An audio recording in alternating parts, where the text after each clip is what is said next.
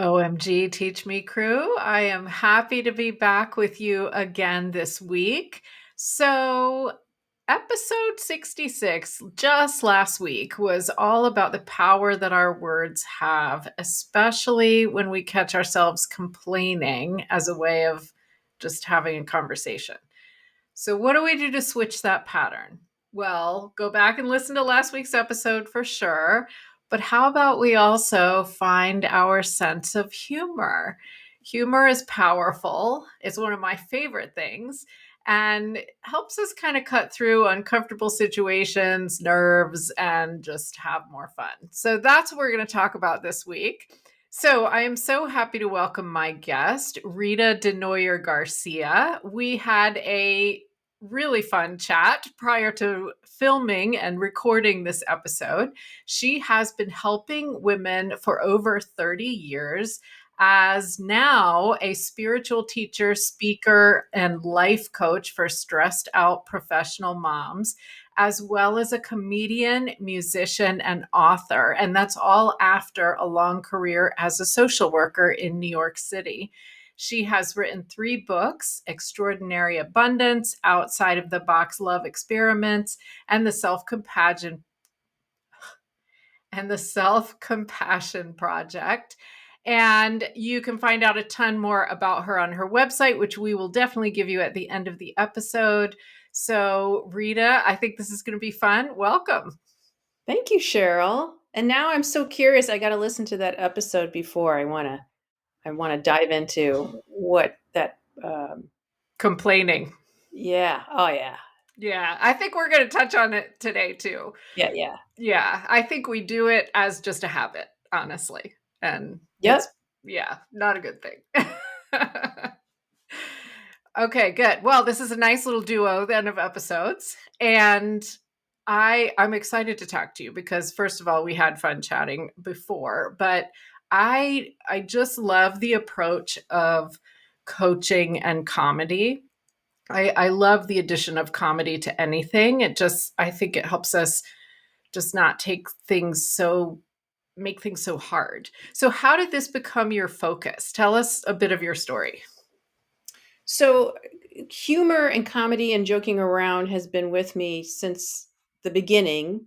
My first memory of that was when I was 2 or 3 years old, and I'm one of 6 kids, so there's 8 of us around the dinner table, and I remember sitting there as like 3, and I said something, I don't know what it was, but everyone started laughing and smiling.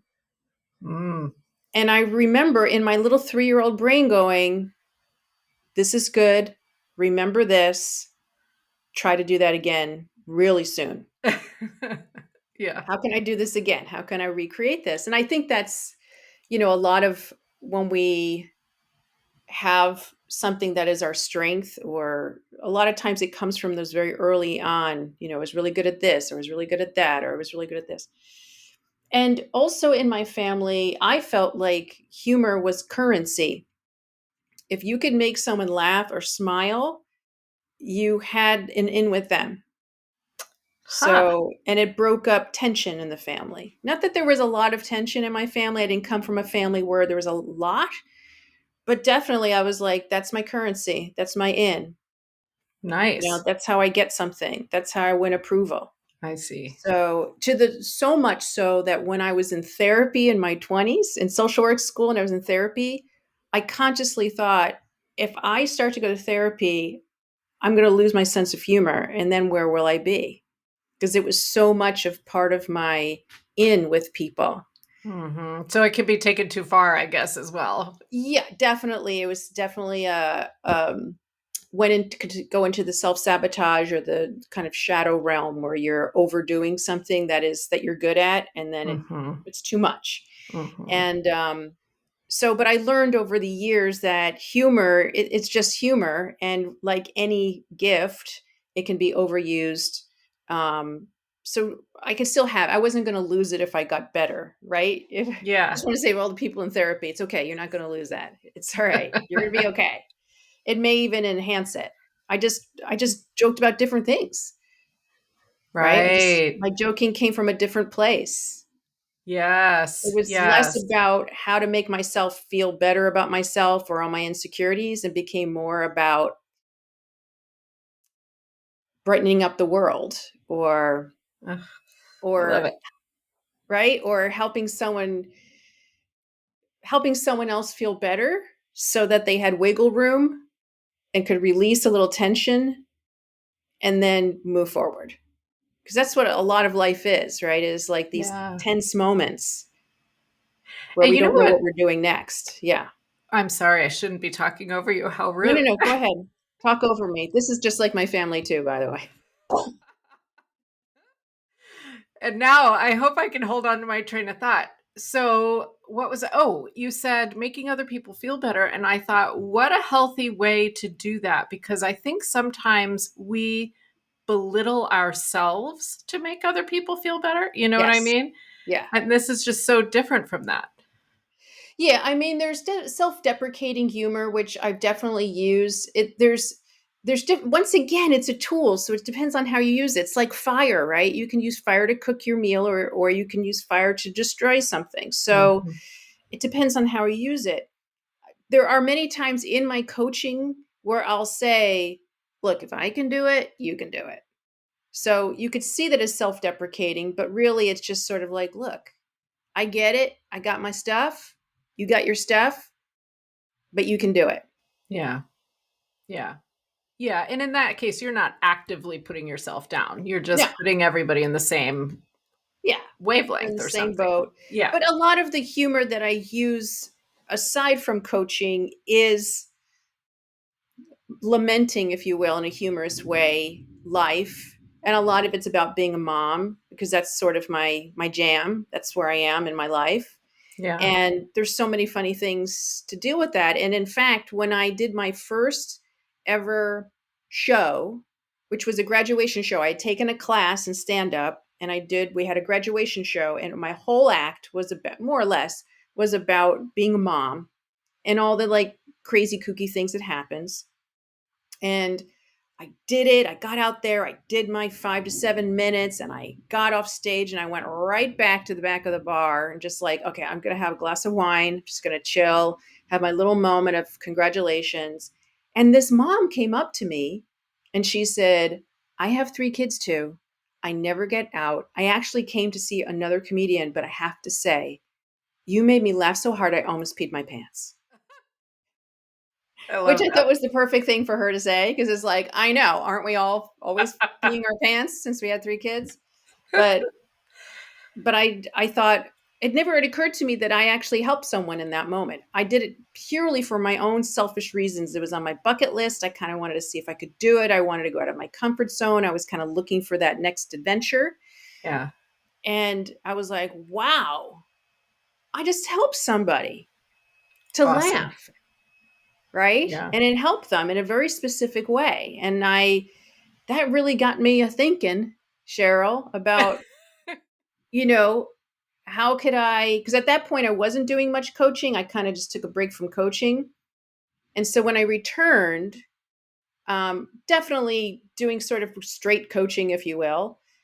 But in the back of my mind, I'm thinking, how can I bring more humor into that? Because I kind of separated the two. There's my coaching, and then there's my comedy. And so I was always thinking, how can I bring both together a little more? Yeah. Well, and this is what interests me so much, because I had never talked with anyone before who is doing this combination of coaching and humor. And I love it. My favorite thing is to laugh. But yet, in my coaching, I never really thought about combining these either. So it's pretty fascinating, actually. Yeah, it is. And you do have to be kind of mindful, like my coaching is not my stand-up act, right?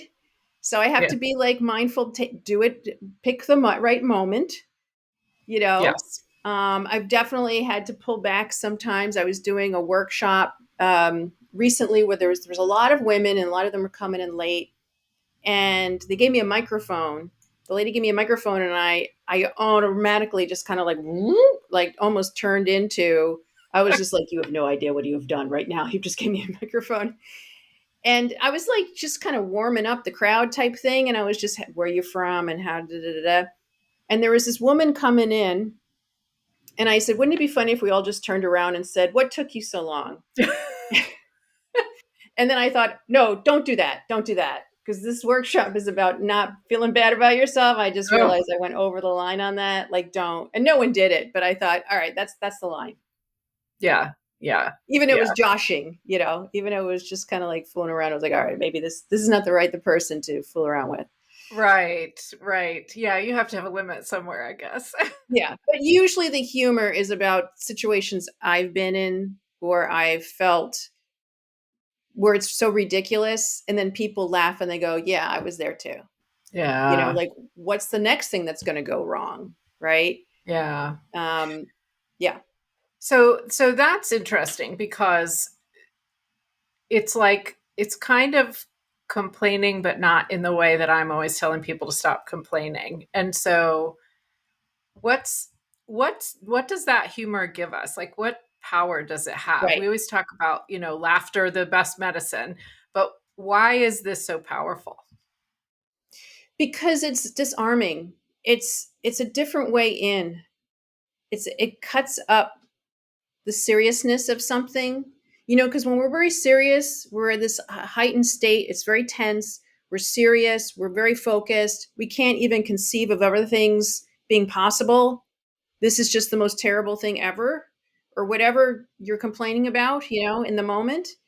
And if someone cuts into that in a funny way, in like a different way, it gives you a moment of relax, release of that tension, and then your mind can be open to other things.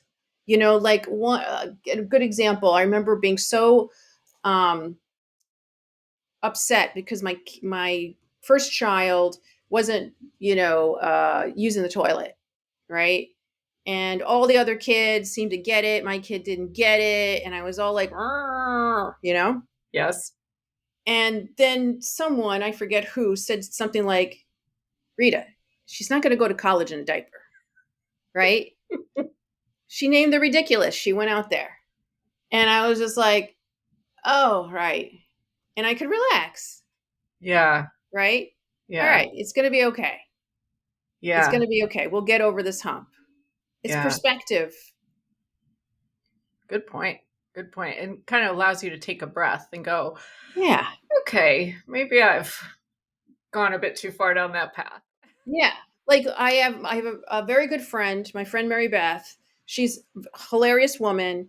And I had this like little minor kind of phobia with my GPS. Like I wasn't going places because I didn't trust my GPS because I would get confused and I'd be on the highway and it would say, take exit 35 to the Tung Tan Tran, and it would give me like 15 different directions. And I'd be like, I don't know what I'm doing. And so I just kind of like started withdrawing. And I said, can you just sit with me while I'm going to this place and just be like my support animal or something? Could you be?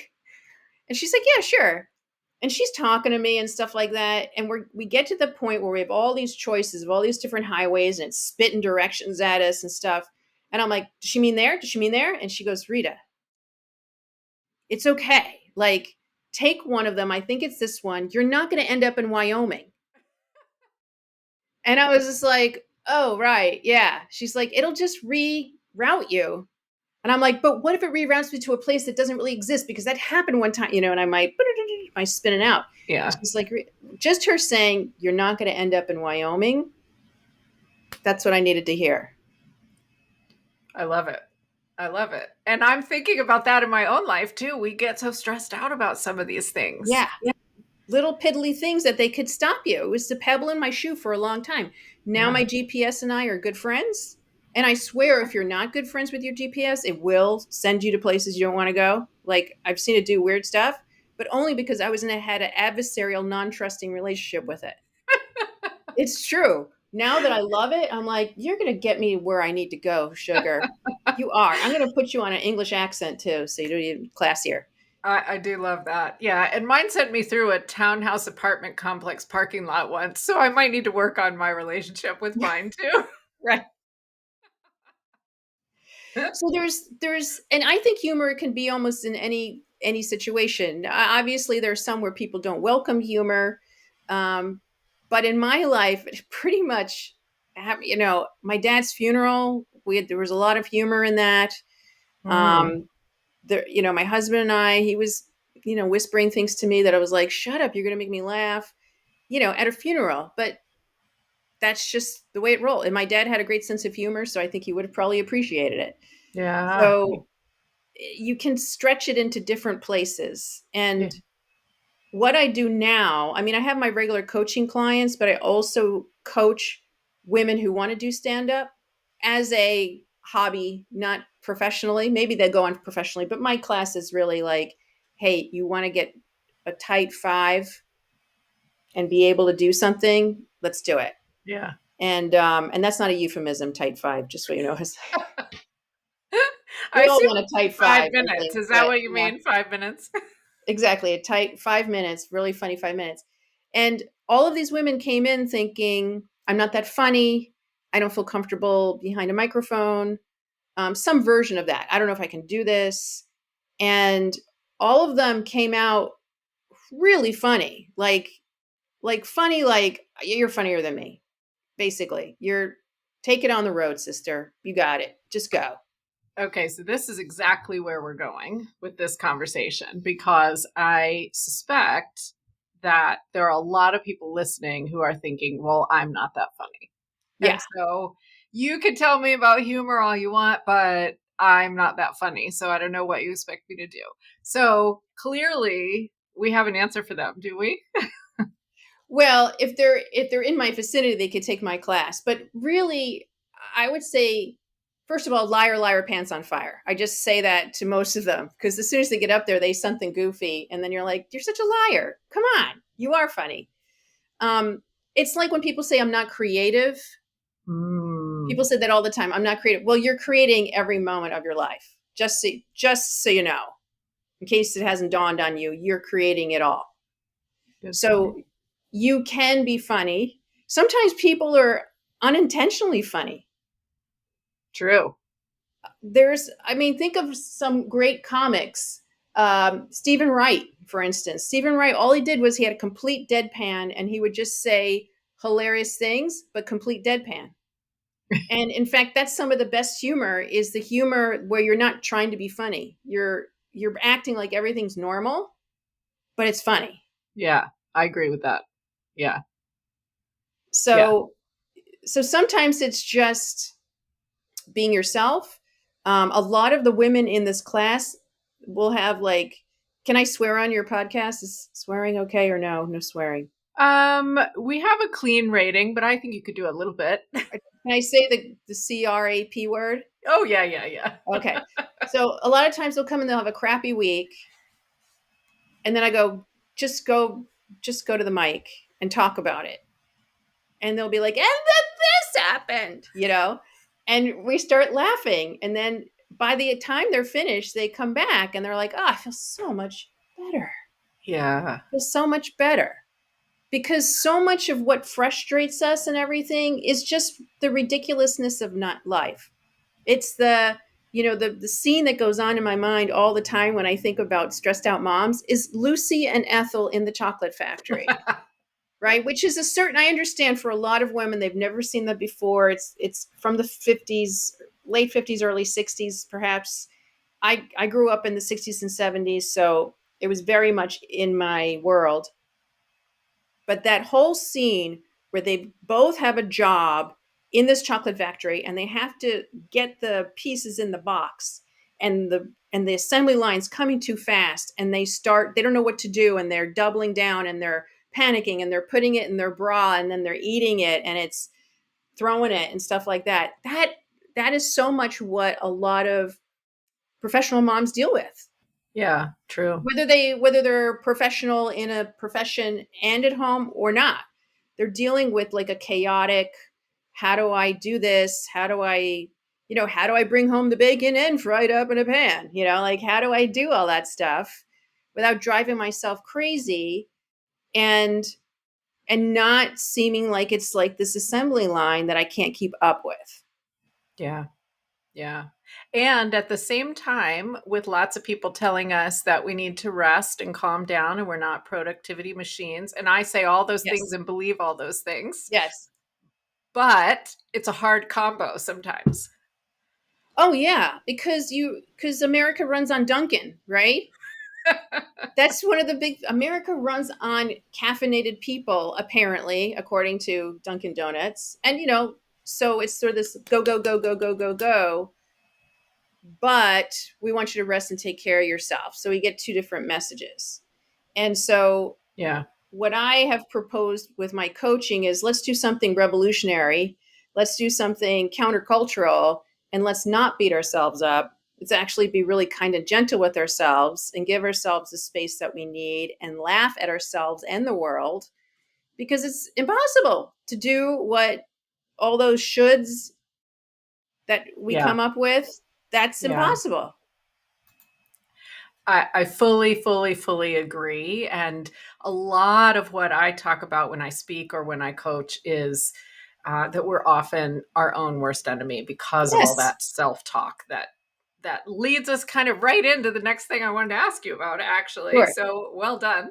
Uh, so one of the books that you wrote, I was fascinated by, and that one is The Self-Compassion Project. And I think that's kind of what we're talking about now. Yes, Yeah. It I think we have this misconception that if we're kind to ourselves, then we won't achieve the big thing or be able to, do well at something or whatever. We have to push, push, push harder instead of being kind to ourselves. yes. And so, yeah, I tell me how that book came about. Well, I was terrible to myself. Let's just say that. It came about from a place of not being good to myself. And I had hired a coach. I had sort of my hit bottom moment, and I hired a coach to help me. And because I had all these voices in my head that were all like, "You're a failure. You don't know what you're doing. You quit things after 6 months. You're a terrible mom. Blah blah blah blah blah." Right, the whole thing. So I hired this guy. I thought he was going to help me with my business. I thought he was going to help me close people, really, because he had a business background and he was a coach. And the first conversation he had with me was he said, "Rita, just for now, just this moment, can you be kind and gentle with yourself?" And my first reaction was to go, What the hell are you talking about? What is the What point of that? What good? No good can come out of that." Right? exactly? And then I was like, "All right, I'm a great student. I'm just going to do it. I'm going to give it the old try." So for about 30 seconds, I just was kind and gentle with myself as I could imagine I would be. And for that 30 seconds, I wasn't beating myself up.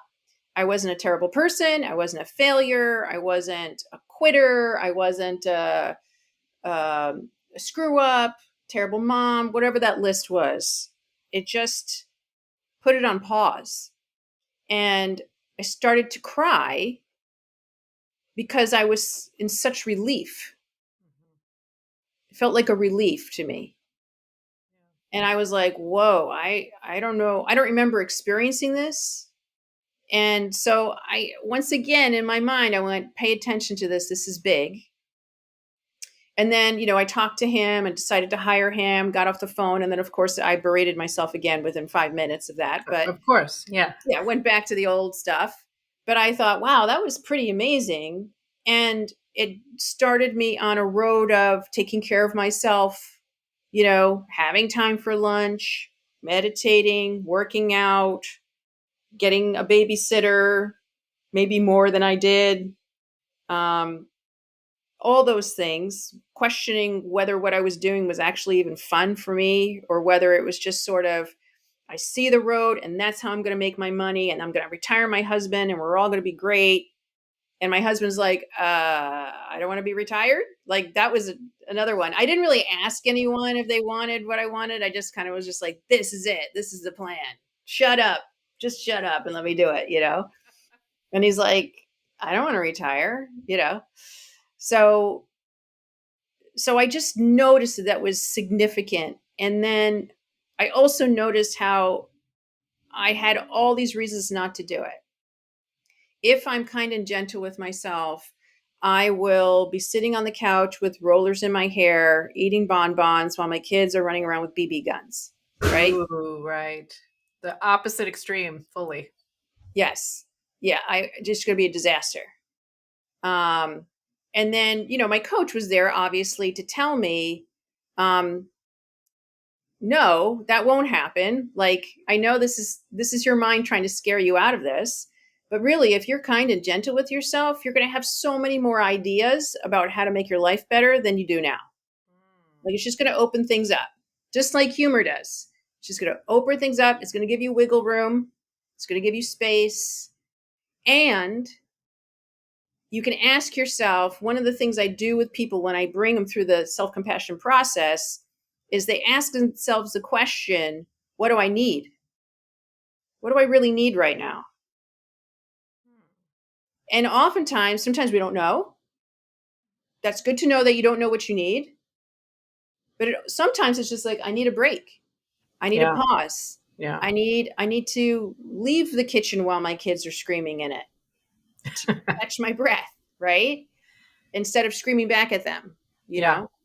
So I realized that if I could just pause, have that kind of gentleness with myself, ask myself what I need, most of the time I had an answer that really led me down a different road that was so much better than I would have done if I just was like, oh, I can't believe you. You're la, la, la. And then you're remorseful and then you feel worse about yourself. And then this cycle continues, right? Yeah.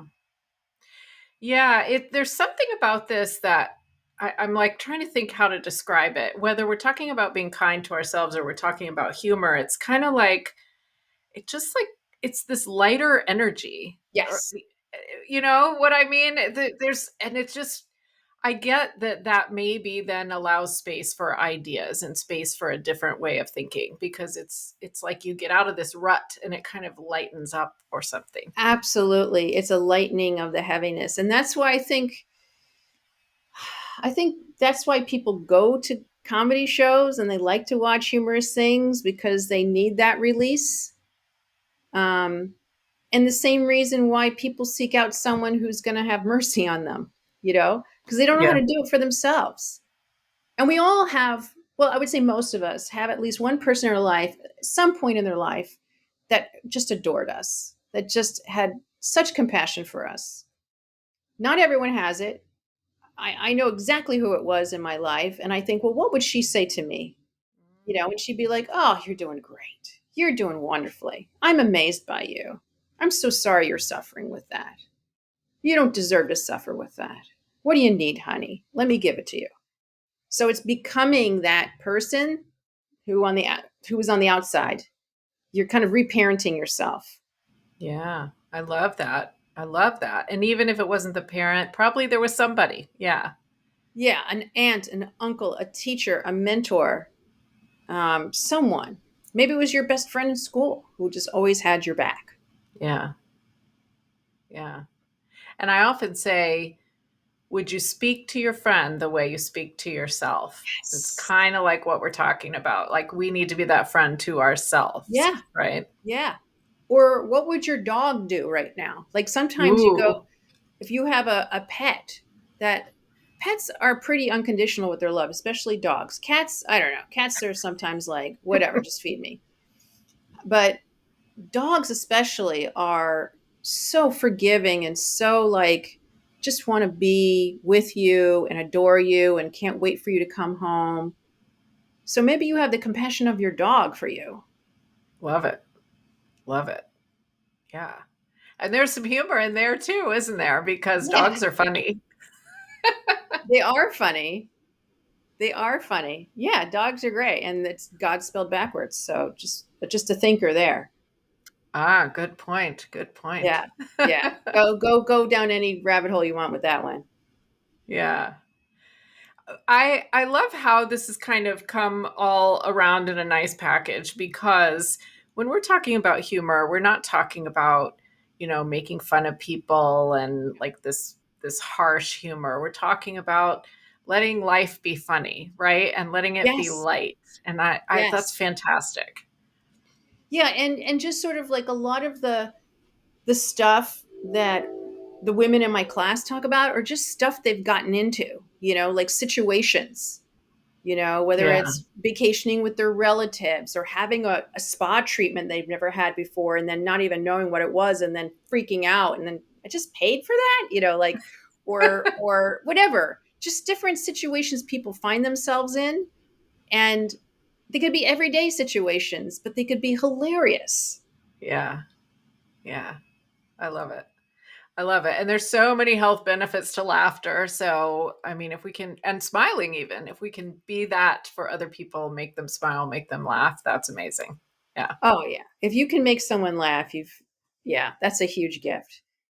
And Yeah. sometimes I just remember that when I do my show, I'll say if I can get one person to laugh, mission accomplished. Oh, I love it. Yeah. Yeah. I set the bar really low, Cheryl. I just want you to, that's the secret. Set the bar really low.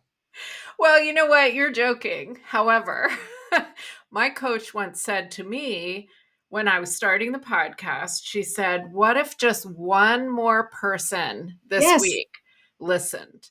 Would you Yeah. be happy about that?" And I was like, "Of course. I hope they love Yes. it." So, I mean, that's still valid. Totally. Absolutely. Absolutely. Yeah. Yeah. It matters. Every additional person that we can help or that is entertained or whatever. Yeah. For that moment, they've relaxed, Yeah. they've released. Yeah, I love it. Whew. Oh, well, I feel good. I've released my stress. Oh, good. Oh, good.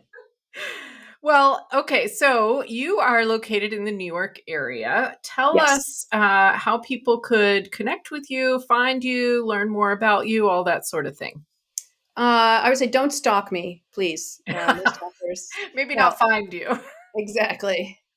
Um, the way people find me usually is sometimes they could join my Facebook group, which is called Calm Mom Alliance.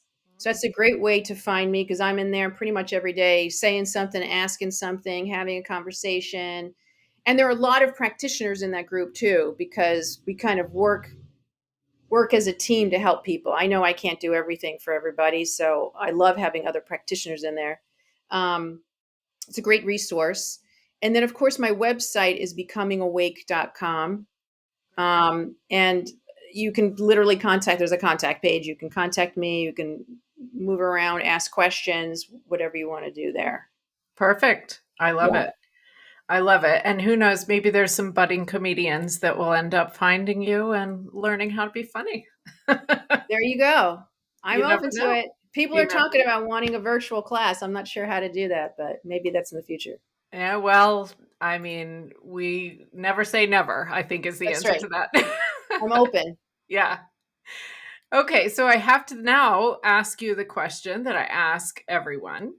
And I love this because we're creating a playlist on Spotify and Amazon Music and this year's theme is nostalgia. So is Ah, there a song that comes to mind for you that just brings back good memories or a feeling of nostalgia that you really love? I love the song "Let It Be" by the Beatles. It's one of my favorite songs. Ooh. It's I can I like it because it only has 4 chords and I can play it on an instrument if I'm trying to learn an instrument. It's the first one I go, "Let's see if I can play Let It Be." And the message of Let It Be is I mean, I don't know that there's a history to it, but for me, it's literally just letting things be, kind of like unburdening yourself. Yeah. Yeah. Yeah, perfect. I love that. I love that. This is year one was mood lift, and this one's going to be a mood lifting playlist as well because all the songs are just happy. They're just happy, which is great. Oh, yeah.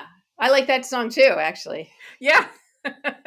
That one's on the year one playlist for sure. Excellent. Absolutely.